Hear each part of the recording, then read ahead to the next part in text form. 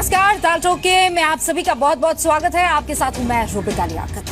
आज हम ये सवाल उठा रहे हैं कि जिस तरह से कल पाकिस्तान की आवाम के साथ प्रधानमंत्री मोदी ने सीधे सीधे बात की, ये प्रधानमंत्री मोदी के लिए जरूरी था या फिर ऐसा करना उनकी मजबूरी थी।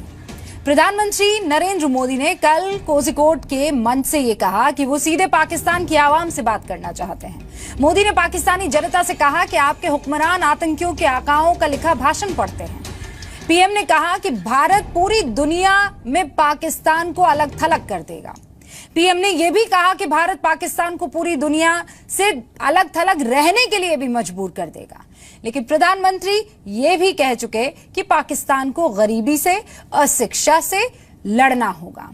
हम ये सवाल आज की तारीख में उठा रहे हैं कि ये वक्त पाकिस्तान को उसकी प्रॉब्लम्स, उसकी समस्याएं गिनाने, उसे नसीहत देने का है या फिर भारत को अपनी ताकत और कूटनीति का इस्तेमाल करते हुए पाकिस्तान को पीछे धकेलने का है। महाराष्ट्र और केंद्र में बीजेपी के साथ सरकार में साझेदारी कर रही शिवसेना ने आज खुद कहा कि गरीबी, भुखमरी, बेरोजगारी से बड़ी राष्ट्र की अस्मिता होती है। देश कुछ भी बर्दाश्त कर लेता है लेकिन पाकिस्तान का हमला नहीं बर्दाश्त करेगा। आज कांग्रेस ने भी मोदी सरकार पर आरोप लगाया कि इस सरकार ने शासन में आने के बाद अपने 2 साल बर्बाद कर दिए और पाकिस्तान को अलग थलग करने की कांग्रेस की नीति को अपनाने में देर कर दी। अब हम ये सवाल उठा रहे हैं कि क्या पीएम मोदी के इस भाषण से पाकिस्तान पर कोई असर पड़ेगा? और सवाल यह भी कि उरी की शहादत में 7 दिन के बाद देश में जो असंतोष है, देश में जो गुस्सा है, देश के जो सवाल है, उनका जवाब मिल गया।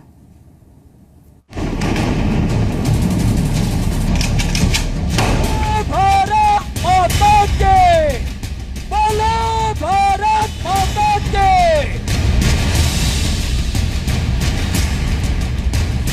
आज यहां से सीधा सीधा पाकिस्तान की आवाम से बात करना चाहता हूं।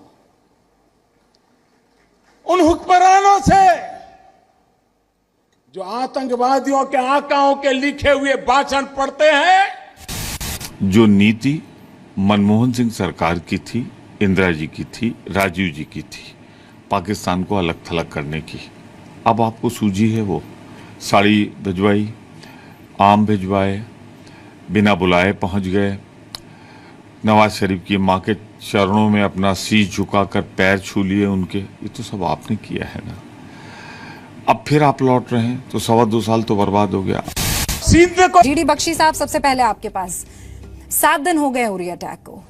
कल पहली जनसभा थी, लगा था पाकिस्तान को माकूल जवाब दिया जाएगा, उसे आईना दिखा दिया जाएगा। सर, आपको क्या लगता है, मिल गया वो जवाब? डॉक्टर अजय आलोक, ये सारी चीजें अंडर द कार्पेट है, वहां भाषण से निकलकर आने की जरूरत नहीं थी जो उम्मीद की जा रही थी। अग्री कर रहे हैं आप?